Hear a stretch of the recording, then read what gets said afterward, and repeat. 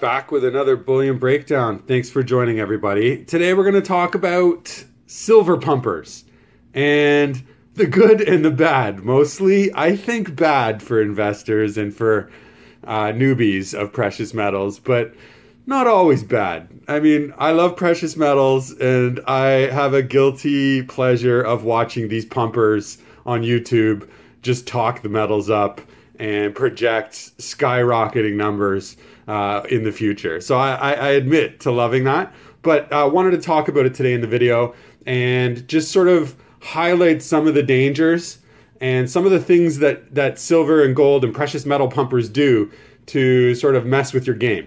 One way I've noticed that these pumpers sort of mess with the game a little bit here is just taking information out of context, right? You'll find a lot of clickbait videos that may suggest, you know, $150 silver or $5,000 gold by next week. And, you know, clearly that's misleading. But to the uninformed, that can be really dangerous and it can get people in a lot of trouble. These days, I would say fear-mongering is out of control. And that's sort of another thing that I think you need to be aware of, and just how they're positioning their content.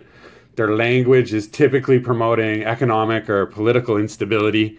And, you know, they're connecting the precious metals back to being one or the only solution to that problem. So you have to be careful about that and just be mindful, if anything, and continue on your way. But fear-mongering is certainly something that you need to be mindful of.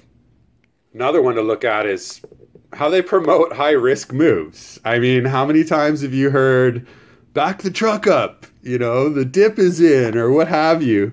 And like, you know, why in any way would you back a truck up and spend all your money on, say, a product like silver if it went down by $1? So there is some ridiculousness to it. And listen, I'm a long-term stacker. I understand the market, and I know what's going on in the world today. And I believe that there's going to be future opportunity with these metals. But that doesn't necessarily mean that I believe, you know, silver will be $150 by the end of 2024. So even though they're promoting high-risk moves, I think it's up to you as the consumer to be aware of what the hell's going on around you and not get duped. So if the pumpers are promoting high-risk action, then there must be a reason. And it always comes back to that with, I believe, with the real pumpers here, is what's the conflict of interest? And why are they pumping this stuff out? And why are they being aggressive in their approach and trying to get as many people on board with high-priced items or what have you, wherever they're pumping their product? You know, it's always a conflict of interest because they're likely vested.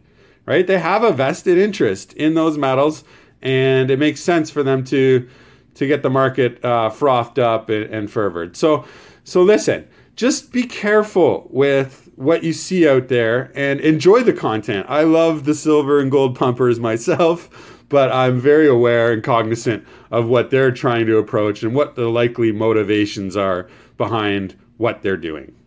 So just be aware of the dangers and do your research. Think before you do. Simple stuff in life, and things should be fine.